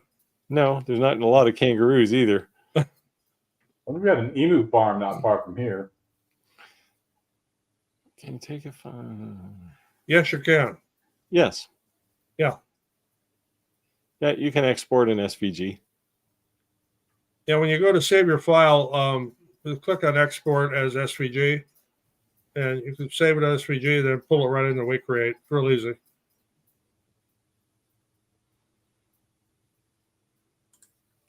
It would be nice if some industrious software developer wrote a project converter, so convert a Lightburn file to a WeCreate or an Xtool file, or vice versa. I don't know. I'm all curious about trying to find some kangaroo someplace and trying to smoke it in my smoker and see how it goes. You're still on the kangaroo. I'm telling you, man, my dog won't eat it. And he eats everything. I would think camel would be a lot like horse. Camels are just an angry animal, right? So, like, they have an attitude. The meat must be really tough on a camel. I have an Egyptian friend. I'll have to ask him. Although I think he told me once that Egyptians won't eat camel. I can say only country in the world that eats its national emblem. While the United States national emblem is the eagle, and it's illegal to hunt them or kill them or do anything else there. What is it in Canada? Our national animal? We don't really have one. The beaver, maybe. I'm Beaver. sure there's people who eat them, but it wouldn't be me. No, I'm passing the beaver. That's maple leaf. beaver's a rodent. I'd pass Yeah. on that. The irony is we probably have more bald eagles in Canada than you have in the US. I don't know. They're around my house here. I see them all the time. No, now emu, I've had that. I've had emu burgers. Those are good. Yeah, if you If you want 50 pounds of dark meat, emus are okay.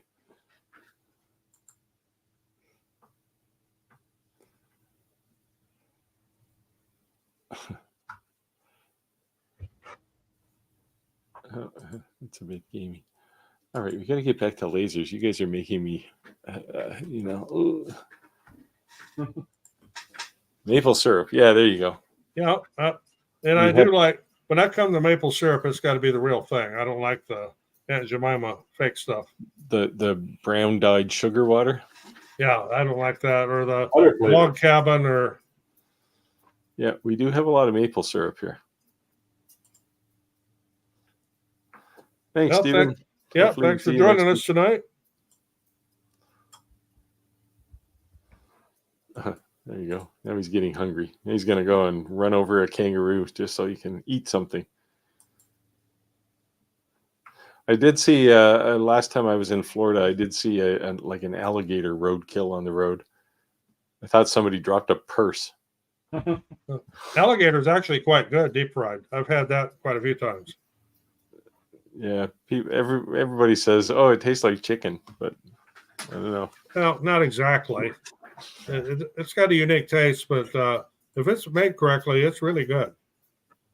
And anything you deep fry tastes like whatever you're deep frying it in. So Yes, that's the thing. You got to use fresh oil. is this true? Yes, was your national symbol almost a turkey? That would have been so Benjamin ironic. Franklin originally wanted to make it the wild turkey. The wild turkeys are actually very, very smart. We have tons of them. Not where I live, but in where I used to live, they were just all over the place. They'd wander through my yard by the dozens. Somebody decided they needed to introduce them. If you have a good roast cut from a bear and you smoke it over mesquite, long smoke it, it's really good. It doesn't taste gamey at all. It tastes a lot like beef. No, can't do it. Okay, I will actually say I did this once. Laser engraved pancakes? I laser engraved I made a pancake for my great granddaughter, the shape of a Mickey Mouse head, and laser engraved the eyes and the mouth on it. Awesome. Just for a fun thing when she was over one weekend. So you did like you cooked it first and then laser engraved it? Yeah, and it's low power and it's real fast. I did it with 5-watt laser, and I don't know, it was some crazy super speed and probably like 20% power. I didn't know they had kitchen grade lasers. Now they will. I've also laser engraved a hot dog. You can do that. Yeah, well, they got 3D printed chocolate stuff now, and oh yeah, I saw one. It was in a Kickstarter project, and I was going to approach them to say, "Hey, do you want a review of this chocolate 3D printer?" Because that would have been awesome. I'm sure it would be another appliance my wife wouldn't allow me to have in the kitchen, but yeah, mine too. How many chocolate printers do you need? 4 a.m. Yes. Yeah, getting back to that crocodiles and alligators, you'd be surprised how many people think they're the same thing and they're not. Nope. Completely different animal. Yeah, wild turkey is good with Coke. Mm-hmm. I've never had a wild turkey with Coke. I would eat the wild turkey because it's just turkey, but the whiskey. Wild turkeys are the whiskey. Yes, yeah. Okay. And that the American honey is just good right on ice.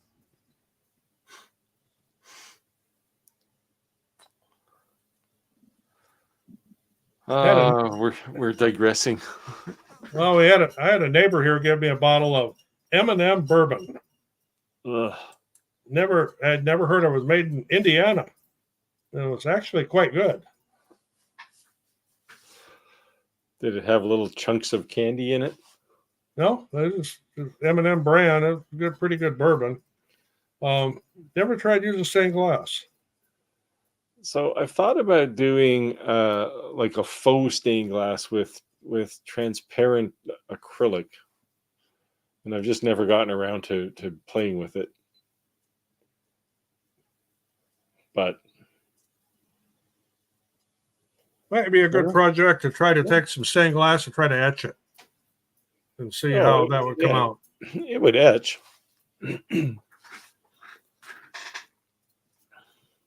Can you edge it enough to crack it on the lines? I don't know. Probably. Do a couple passes with a good clean cut. The problem is if you heat it too much, it'll break the whole glass, right? You can't put too much heat into it. I did I engraved a wine bottle. Fortunately, it was empty because about halfway through the engraving, the thing shattered on me. Well, one of my experimental runs was the tempered glass cutting board you get from Dollar Tree. Mm. Was laser engraving one of those or etching it on my CO2, and it worked fine until I turned the power up too high. Then I had a whole bed full of what I call redneck diamonds. Yeah, little cubes of glass. And was that fun to clean up? Yeah, To drop down to, too heavy for the vacuum. well, it worked for the vacuum, but all the little redneck diamonds fell through the little holes in the bed. And I ended up taking that Monport 40 apart to clean everything out from underneath. Yeah, I like going off the rail. Yeah, not too far off the rails though. There's a fine line between off the rails and in the weeds. Now we always have a saying around here about which side of the tracks you come from. So Well, you live near Chicago, right? I am on the opposite side of the state. Oh, So I'm on the other side of the tracks from Rick. because there's a lot of tracks in Chicago. Yeah. Every time I go to Chicago, there's just south of Chicago, there's a little town. I can't recall the name of it, but there's Conrad's Harley Davidson is there. And so I go up there to get some personalized t-shirts. Oh, of course. Sorry, I had the gears had to grind there a bit before I went, oh, okay, of course. I was thinking, what kind of a store makes personalized Harley Davidson shirts? Conrad's, of course. Talk to Rick; he can make you some personalized ones.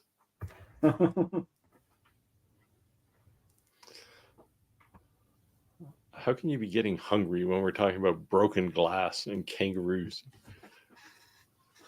Well, I'm still got the thing turning in the head here about trying to find some kangaroo meat to smoke. And You'd be surprised; it'll be around somewhere. Like I yeah, said, I mean, I live in the middle of nowhere, and I can go to a local grocery store and get kangaroo. I mean, it's hard enough here just to find lamb. Wow, it's the Midwest, right? You can only have beef. Yeah, beef and chicken and pork. And if you go to the Hispanic markets, you can find some pretty good choices of chorizo. But otherwise, trying to find that in a lot of stores, it's hard to find. See, I live in an ocean port town, so it's the gateway to the world, and everybody comes here. And You should probably have a pretty good seafood market there then. oh, well, if I ate seafood, yes, my wife eats seafood. Lobster is a big deal here. You can buy it, like you can go right down to the dock and buy it, right from right off the boat. But it's not my thing. Well, yeah, lobster here in the Midwest is just like sky high. Yeah, I would imagine. Well, it's pretty expensive here too sometimes, but it's down to, I don't know, I think it's like $5 or $6 a pound now. Well, like if you want a crab legs here now, they're $25 a pound. Kangabanger sausages. Hey. There's a couple friends of mine. We were at work one day. We were sitting there. We were planning a day trip to go from Tampa up to not Maryland, New England. And we were just going to fly up there one day, grab some lobster, have dinner, and then come home. It's a long drive for a lobster. Yeah. Never heard of kangabangers. So you must have been in Maine then. Yeah, Maine. Maine lobsters. See, that's just across the Bay of Fundy from where I live. The monster lobster.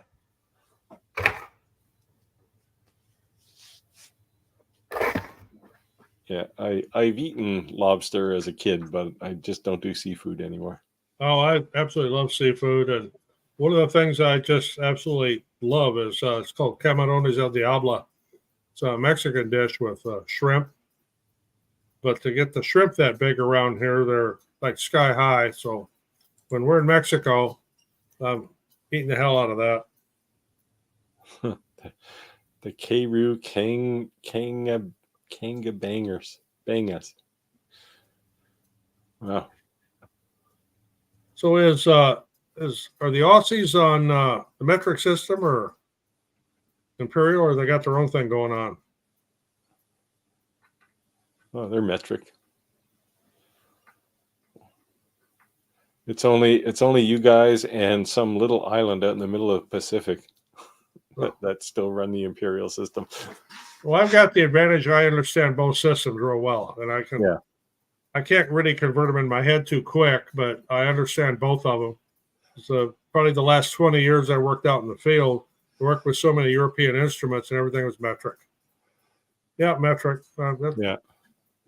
Yeah, we switched. I started school in the imperial system, and then we switched to metric about halfway through. So I was probably in grade 5 maybe when we started to switch. Well, metric is actually easier, but most people here in the U.S. don't want to. Oh no, I don't want that. That's foreign, and it's kind of like getting into the imperial gallon. I remember that from back when I was a little bit younger. We were up on Ely, Minnesota, and across the border up into Canada, and it'd be an imperial gallon. Yes, and it's a couple ounces bigger. Yeah, it's not that big of a deal. Yeah, the imperial gallon. Yeah, I think the only thing in the U.S. that's really metric is soda and cocaine. In that order. Well, a lot of the car parts are metric too now. What drives you crazy is when you get into one of the cars in the U.S. here from like the mid 80s, where some of it's metric and some of it isn't. Yeah. So you got SE and metric both, and yeah, that's when they finally got a grip on globalization. The only thing I know is that 10 millimeters is about a half an inch. You can't find either one of them. Well, if you've got a 10 millimeter socket or a 10 millimeter wrench, that'll be the first one you will lose. Yeah. Yeah. It'll land in that place where your extra stock is. Yeah, here we go. This is the ultimate insult to the imperial system. Yeah. 4264s. So my vernier caliper has metric, but then you can go into regular thou, like thousandths of an inch, but then it'll also do fractions, and it goes down to like 128, and you get like 1728ths of an inch, and it's like, okay, I can't even get my head around that. Yeah, I've got one of those too. It's like, what the hell does that mean? Just round it up to the nearest like 32nd or something. Yeah, and the other statement was all electronics are metric, and like I say, at least the last 20 years I was still working, all the electronic instruments were metric. Oh, the thing that probably annoys me the most though is when I'm using a caliper and it goes and it's 1.64 inches. 1.64 inches.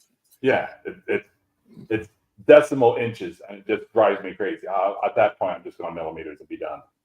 Well, I have a lot of my viewers will say, well, you're giving these speeds in millimeters per minute or millimeters per second if I'm doing my CO2, and why don't you do that in inches? I said, why? It's easy. It's divisible by 10. It's easy. It's. Yeah, I couldn't even imagine trying to use light burn with like thousandths of an inch. Well, there's people that do it, and they want to convert it, and well, Google can be your friend there if you want to go that route. But for me, millimeters per minute, millimeters per second, it's just easy. Yeah, there you go. This is why the metric system works. Yeah, 10 fingers. It's when you get into the 64th of an inch, you run out of fingers and toes. Unless you're really weird. Oh, who was, I saw a thing. There was somebody that there was an ancient nation that was base 20 because they used fingers and toes. Clearly, they didn't have shoes. Sure. Yeah. So it must have been one of those like Pacific Island nations. Yeah, it was ancient, and it's I don't know. Probably one of the Mediterranean nations, 3,000 years ago. That was base 20 for. Well, that's the only reason you would be base 20. I'm a tech nerd. I can work in any number base system you want, but it gets kind of pointless at base 20. It does. Now, what really throws me is when people start talking about rods and furlongs or chains. What the hell are you talking about? Or leagues. Yeah. Yeah, naval stuff was the last to change. Yes, people have in fact died because they couldn't convert. Yeah, or the knots to mile per hour or knots to kilometers will throw a lot of people off.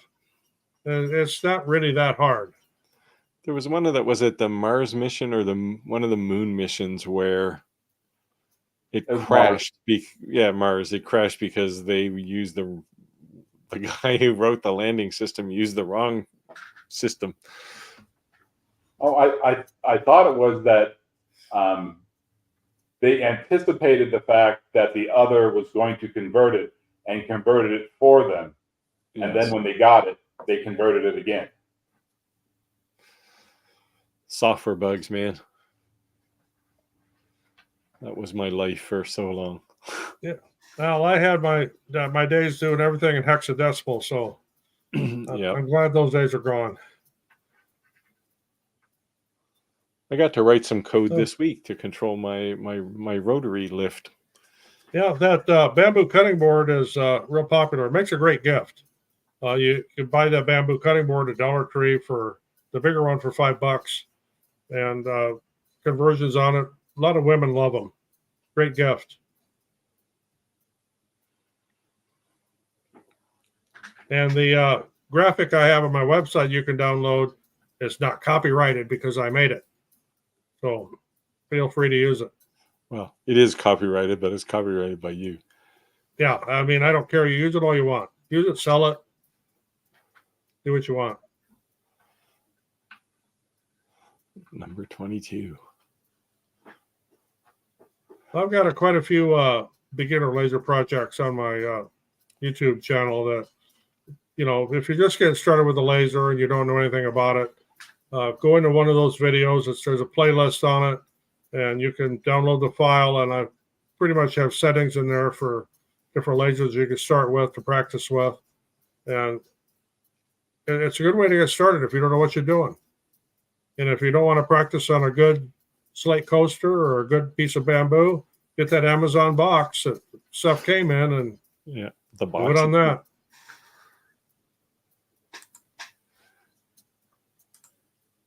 No, didn't do the pancake on there. That was a weekend thing, and there was a little alcohol involved with that one. But I said, "Hey, watch this."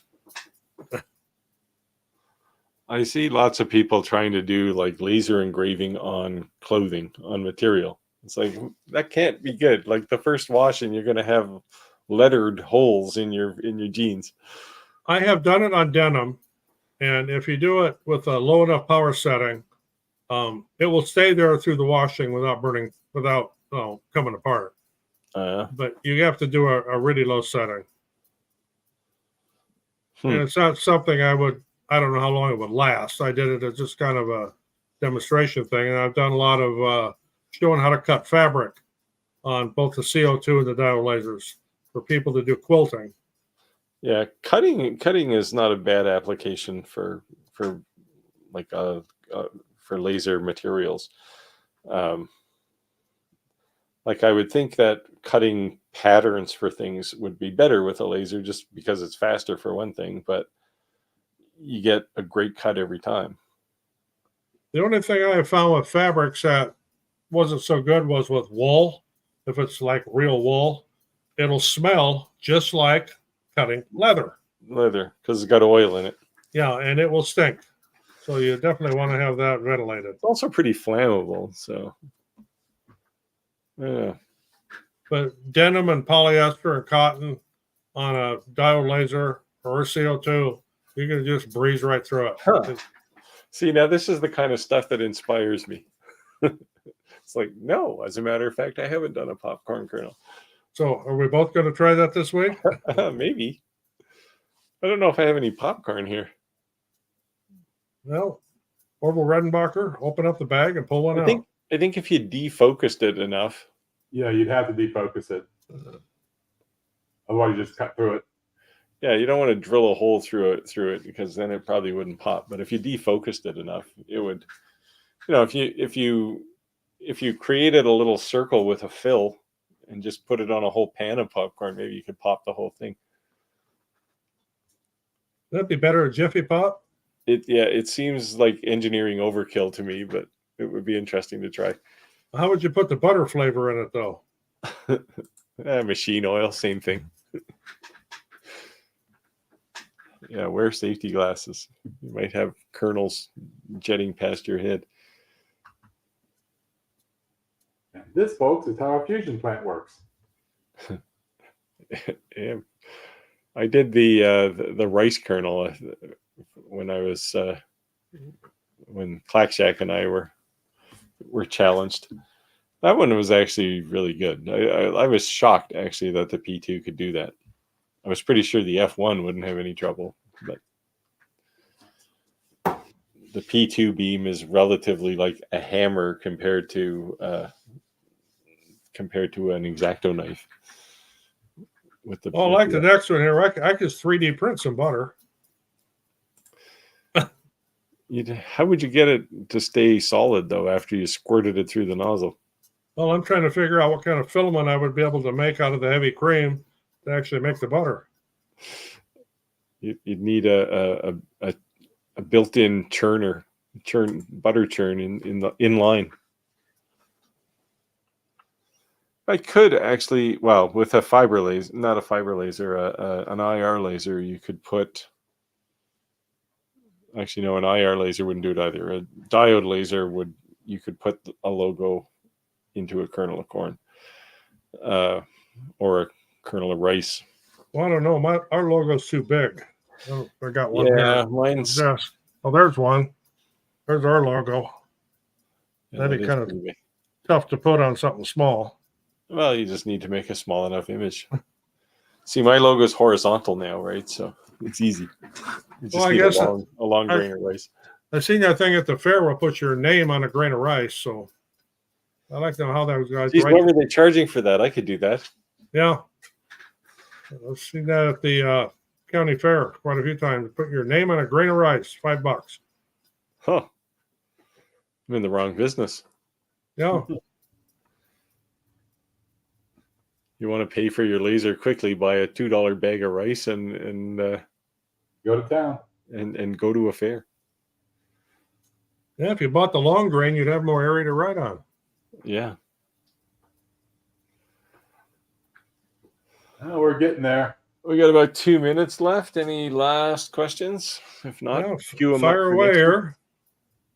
Let the next week let everybody know what Rick missed, especially with that fine smoke kangaroo we were talking about. Yeah, well, he'll probably watch it.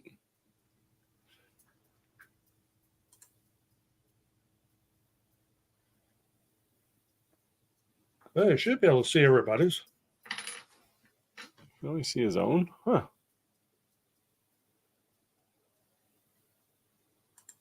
Oh, now we're talking. It's Canadian bacon.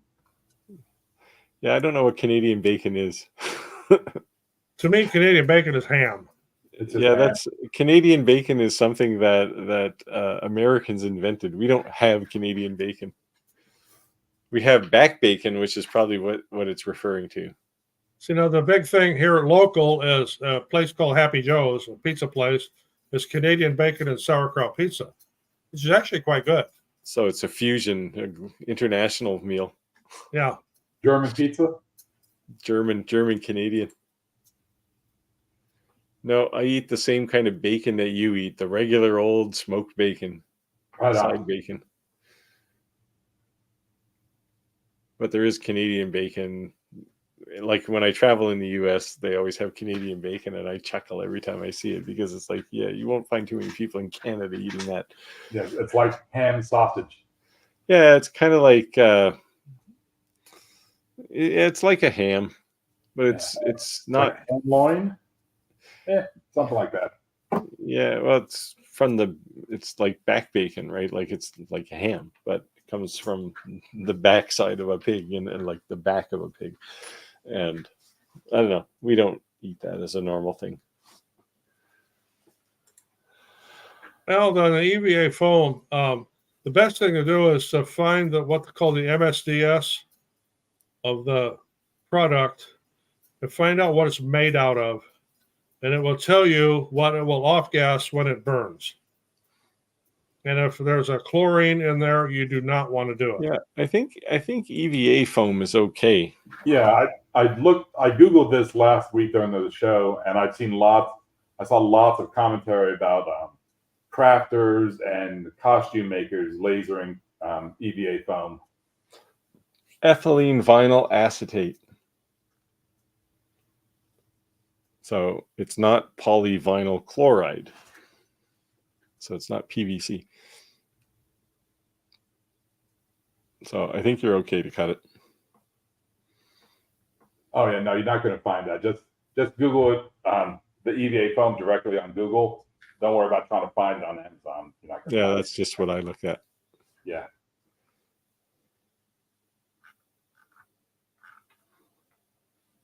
No, Daniel's fine. I think his biggest issue is he's got limited bandwidth in his workshop, and trying to get his stream up and out just exceeds the bandwidth he can get inside of a shop. So I'm looking at the chemical composition for EVA, and it's really just a whole bunch of hydrogen and carbon. So there is no chlorine in it. Yeah, if there's no chlorinated fluorocarbons in it, you should be fine.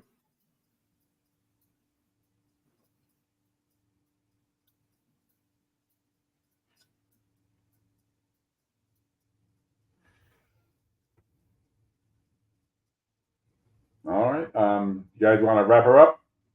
Yeah, probably should. It's getting late here, and I got an early morning tomorrow. So glad for everybody joining us tonight, and hope to see you again next week.